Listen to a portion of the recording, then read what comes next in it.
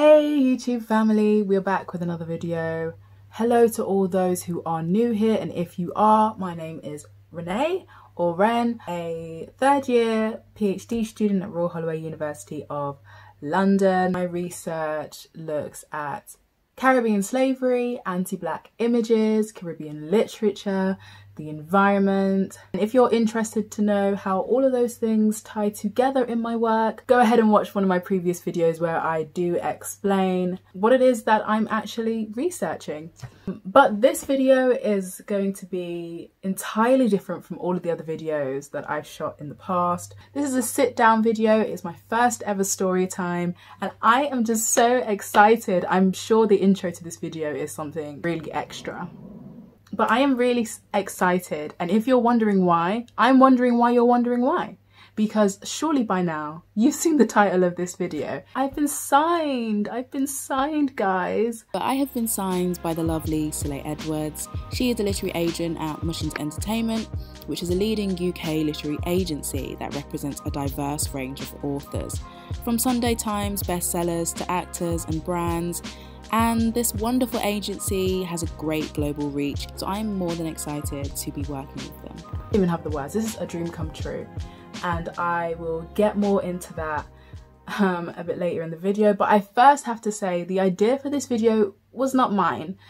When the news broke online from my agent broke the news, so we'd say my agent broke the news online and I shared it, and the responses, wow, the responses was just mind-blowing. Thank you all so much. All of you who follow me on Twitter, all of you who have me on Instagram, thank you so much for your beautiful and kind words. So when I had broke the news online, a couple of you reached out to me and said, I would love for you to discuss this in a video. I thought about it and I said, yeah, okay, I will do a video, hopefully to inspire those who are also looking to be writers or authors, mainly also talking about my journey, how I got here, why I want to be a writer, why I've always loved writing, just to give you guys an overview and hopefully provide you with some tips, some advice. So because of the response, I asked you guys to send me in questions, and so many of you sent in questions. I have to apologize because I will not be able to answer every single question that has come in. But I have selected a really good range. If you feel like I've missed something, or if you have a burning question that I haven't answered in this video, just feel free to leave a comment in the comment section and I will get round to it at some point. So let's get into the video. Oh, okay, so it's not a question, it's a comment. How do I know that? Because it literally starts by saying, this isn't a question. Just wanted to say I'm super proud of you. Thank you so much. This is from my good sis, my friend from university. Thank you so much, and thank you all. It really just means the world. I love books. I love reading, and I have for a very long time. As you can see, books. As you can see all along here, books. Boxes of books. Suitcases full of books. I really should sort that out actually. What I'm trying to say is I love to read, but I'm not just an avid reader.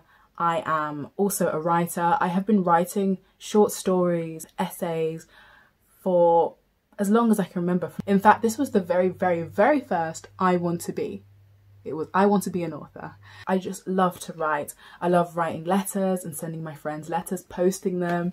I just love writing. I love what you can do with words. I love the fact that you can create your own narrative world. I was inspired from a very young age from writers like, and I'm sure many were, from writers like Jacqueline Wilson and Khaled Hosseini, and these writers were really instrumental in shaping my desire to embrace my imagination. Thank you also to all those online who have been telling me to write a book for years after reading tweets and posts about my research and historical interests. I have to thank, obviously, my wonderful agent. I of course have to thank my parents, but I must thank God. So yeah. Did you approach them or did they approach you, meaning my agent?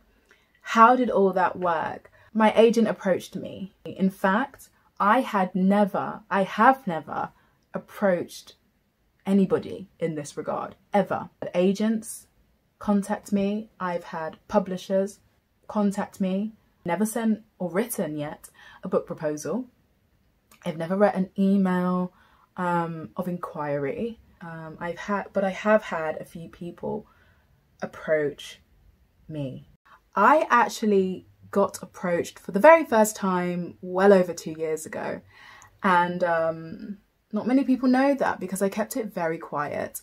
I was approached for the first time at an event that I was speaking at. I was one of the guest speakers. I was actually the last speaker of the night, so when I had finished speaking, the event finished. And so everybody was excused to go and eat food, relax, network if they wanted to. I sat down, put the food on the table in front of me, and I'm on my phone, whatever, in a mind of my own, and all I hear is, "Excuse me."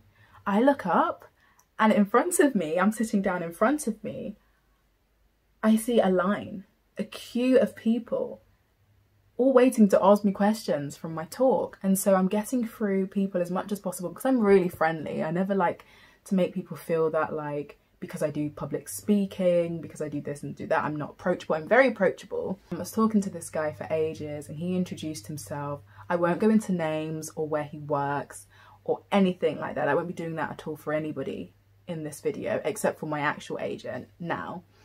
And he said, "Well, have you ever thought about writing a book?" And we really got speaking because of course it was a thought of mine. Other people had approached me and all of them had been turned down to this point because it wasn't the right fit. The next question says, how did you know your agent was the one? This is a wonderful question. How did I know? Because I could have been turning down people all day long and turning down the person who is probably supposed to be for me. Many times major opportunities come to us and we are so overwhelmed by the presentation of this opportunity that sometimes we don't give it enough thought or consideration whether it is the right fit for us, if it's the right time for us, if working with this person is the right person for us. And so other people had approached me. How did I know my agent was the one? So many things actually, from the initial approach, from the phone call conversation that we had, the email exchange, I knew. I'm very much interested in Black histories, in Caribbean culture and identities and language. I'm very much interested in the environment, race, somewhat violence and resistance.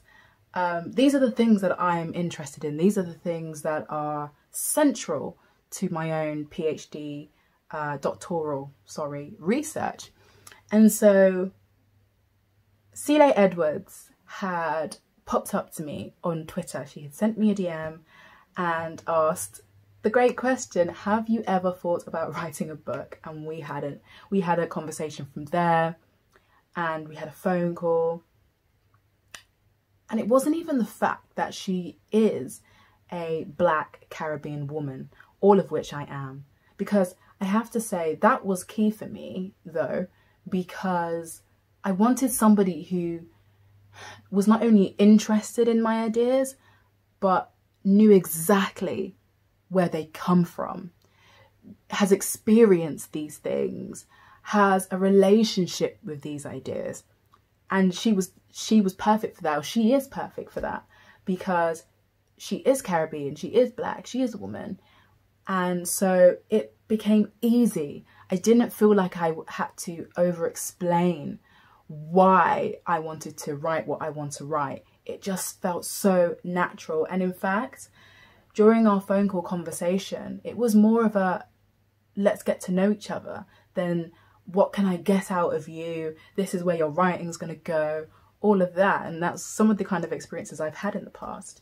She really wanted to get to know me for me. And we connected on our similarities, our shared culture, identity, all of those things. And it was so easy. She just really appreciated and understood my writing and my ideas from simple tweets that I had posted online. And so, yeah, that's how I knew my agent was the one. Okay, let's move on to the next question. Question number 3. When were you approached? So I was actually approached mid-August this year. It is October, time that I'm filming this. So yeah, just a couple of months ago. And yeah, Celia Edwards had messaged me. She had read an article that I had wrote, and she found me and messaged me in August. So from that initial message in August to us officially signing papers, between that time we had phone calls, we had an email exchange, and we were just discussing back and forth. The papers came in for me to sign, to add my signature and make it all official, on the exact day that my nephew was born. On the exact day my nephew was born in September. And so it was a delight. Obviously, the highlight of that day was my nephew being born and then signing the papers. But it just felt like 2 new births in one day. It was literally a couple of hours after he was born. I had an email that came through asking me to sign the papers, and I did so straight away. Another question says, what is the process to getting signed? Now, this is actually a very difficult question because, as I said before, I was approached. I never submitted anything. I never went through the traditional process. I think the usual process is to make your interest known, to reach out to an agent and to see if they have the capacity to take you on. I think there as well, you'd probably discuss a little bit about what you're interested in and your writing and why specifically you want to write a book. They will probably then ask you to send a book proposal, which can vary in length depending on whether you want to write something that is non-fiction or fiction. I believe then after a process of review, they will then let you know whether it's a good fit for them as an agent, but also for the agency. And then you just take it from there. But obviously I never followed those steps. So that's why it is a very, very difficult question for me to answer. But the process will look different for everybody. Not everybody gets approached. Some people make that initial step. There are so many different stories. I'm sure all writers have different stories to describe what their process was and what the general or typical process is. So yeah, that's a very, very difficult question to answer.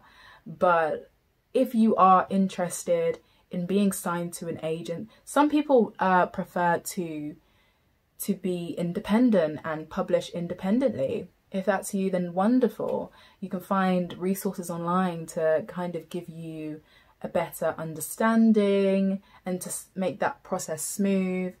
But there is also so much online for anyone who wants to work with an agent to have that sort of professional, supervisory advice and direction from somebody. That's what I wanted, because I find the world of publishing, and yeah, I just find it a very very complex and difficult world. It's a very difficult industry specifically to break into, and once you're in, it's very, very difficult to navigate. And so I've always wanted to not only work with wonderful publishers, but specifically with an agent to kind of direct me and say, oh, this publisher would be best for this book. Oh, you're writing a book on that. Oh, well, we can contact these publishers. And to give me direction with all of that. It just makes my life easier. And yeah, I love the kind of mutual exchange, and it reminds me that this whole journey is not something that I'm doing as Renée Landau on my own. It's a joint or collaborative effort. Leading on from that question, we have another one which says, do you get to pick which book you write first? Essentially, yes. But an agent is like having a supervisor for those who are researchers or doing a PhD, or even if you're doing a bachelor's degree and you're doing a dissertation, you have a supervisor. It's very much like that. So you present forward your ideas, you present forward your argument, you present forward your interest, but your supervisor's job, like your agent's job, is to kind of say, or challenge you, well, will this work? They'll make you really consider and think about whether this is the right first step for you.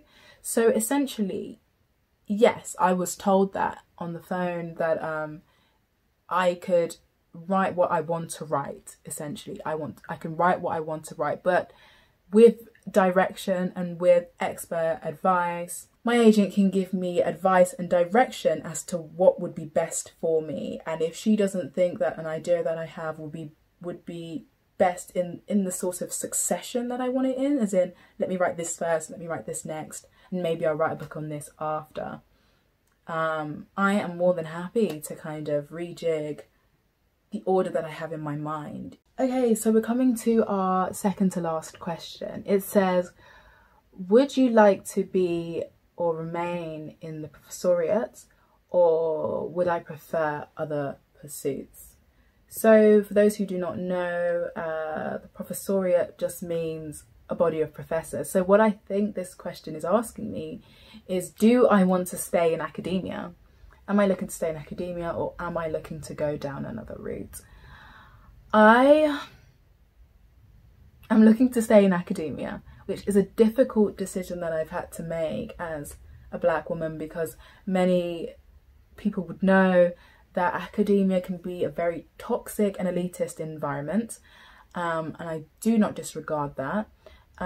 It can be somewhere that is hostile to Black people, hostile to women, and so I'm not answering this question lightly. However, in answering this question, it's not certain either. It's not something that I've set in stone that I'm going to stay in academia. Right now, I'm doing my PhD and I love research. I love teaching. I love presenting. I love everything about academia and what it entails for a job role, but hate everything that comes with academia as a system, because it needs total reform in making it, you know, a more efficient, practical and just welcoming space for all. I would love to be a professor one day. In the UK, we have different ranks, so it's not just the professoriate. It is, you have lecturers, then you have senior lecturers, you have readers, you have assistant professors, and then you have professors being the highest rank. So even in that self in the UK, forget about the system, but also just the ranks. It's very elitist. And so, but I've always wanted to be, I would love to be a professor, not really for the rank or the title, but more specifically as an acknowledgement of the hard work that I've done over the years. However, I will go into academia and experience what it's like, and if I feel to make an exit, I definitely will. And that's why this is just perfect for me, that this opportunity has come to write books, because if academia doesn't work out for me, or if I no longer want to just teach at a university, I can solely write books. I can continue to publish and work on being an author. However, there is actually something else. There are three career goals that I've always wanted to have. Not only to be a professor, not only to be an author, but to be a documentarist, to make documentaries, as in filmmaker, but also to present them. I have amateurly created some documentaries myself. That's why I love YouTube as well, making videos. And you'll see from some of my other videos that I'm very into documentary style. I specifically would make historical documentaries. But yeah, I love film, I love video, I love video editing. I do all of my editing and all of everything to do with putting a video or a film together. I do that myself and I take great pleasure in it. So yeah, I would love to create documentaries for television and film. And some may think that's really ambitious. You want to work at university being a professor, you want to write books, and you want to make documentaries. Maybe it is ambitious. Maybe it is. But that's what I want to do. And in fact, I'm inspired by individuals like Dr. David Olusoga. He is actually all three. He is, you could say that he's all three. He's an academic. Yeah, he's an author. And he creates historical documentaries. Maybe some other things as well. So I know that it's possible. Obviously, I would need the time and the resources. But that's just to say, if I do ever decide to exit academia, there is definitely other paths that I would be interested in going down. I don't think I've ever really, there's never really been a time where I've never not known what I wanted to be in life. There's always something that I wanted to be. I've never really struggled in that sense to know what am I good at, or where could I be most beneficial to society and the world at large? How can I leave a legacy? It is in those areas. At the side as well, I also do a lot of activism work, and I run my organisation, Beyond Margins, and we've worked with some amazing national and international organisations, as well as grassroots movements and charities. So there's various different things that if one thing doesn't work out, I will go and continue, because I'm actually doing all these things already, continue somewhere else. And if that doesn't work out, I'll continue somewhere else. And so yeah, that's what I would say. There are very, very many avenues for me that I could go down, and I'm just really grateful for that fact. Actually, it's wonderful to kind of know where you can make the most impact in life. I must also say that last year an opportunity presented itself, and I got to star in, it's an upcoming BBC documentary with a Hollywood actor, British actor, David Harewood. In this documentary, it is centered on blackface, the tradition of blackface. Last question. I mean, I would love to answer more, but this is the last question that I'm going to do. How far had your first project been developed before you were signed? And how much did they get you to change or focus your project for a particular market, if at all? So, as I mentioned prior, I am still in the writing up stage of my thesis. I am just about to start my final chapter of my PhD, and Sile had contacted me at a point where I had written slightly more than half of my thesis. However, she did not contact me on the basis of my thesis or even really my research. As I said before, she had found and read an article which went viral. I'll show it here somewhere, which I wrote for the conversation. And even just in the matter of months, it has well over 100,000 global reads. She found that article and she contacted me on the basis of her enjoyment of that article. And so it's not really a matter of there being a relation between my project, my thesis project, and being signed. But the second part of your question says, and how much did your agent get you to change or focus your project for a particular market, if at all? Now, this is a really good question, because academic writing can be very exclusive and inaccessible, in that we talk about very heavy and complex terminologies and theories that your everyday general reader may not understand on a surface level or on a deeper level. And so I wanted to make sure that my writing, my ideas, was translatable. I want to write for a general audience. I wanted people to pick up my books, or at least the majority of my books. Some of my books will be academic style, but I want people to be able to pick up some of my work and be able to understand exactly what it is that I'm talking about and relate to it to some extent. And so that is something that I communicated with my agent. She was all on board. I think it is really, really, really important to make your research accessible, because I never came into academia to say that I'm only going to write for academics, academic experts.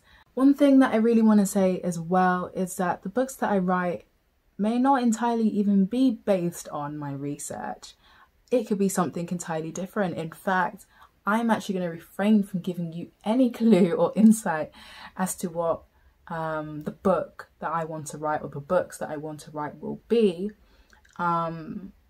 It's just to say that in terms of direction, in terms of what I want to write, in terms of when I want to write, it is something that I will be discussing deeply with my agent, and we will find something, or find a kind of, or make a plan as to what will work best, and think about what readers want to read and how they want to read it, etc. And so all of that kind of, those sorts of finer details will be confirmed at a later stage.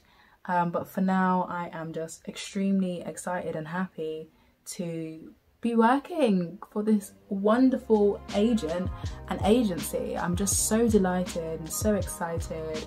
And yeah, I hope with this video that you have got a sense of this journey of how I've come to where I am now in terms of being signed, with the prospect of writing books, my thoughts on it, and yeah. Which takes me to one final I'm going to use this comment. It's not a question, but it's a comment in me asking, what would you like to know? My lovely sis, my good friend, said everything. So I hope that I have covered as much as you would like to know. But as I said before, if you have any more questions, anything that I've spoken about, or even something random, maybe it's about my research, feel free to leave a comment in the comment section. I will endeavour to get around to answering to the best of my ability. But yeah, this is going to be it for me. I hope you enjoyed this story time. It's my very first one. It's a story time / Q&A. Please feel free to give it a thumbs up. Subscribe to my channel if you're not yet subscribed. That's what you need to go and do right now. After you've left this video, there's a big red button. It says subscribe. I'll see you in the next one.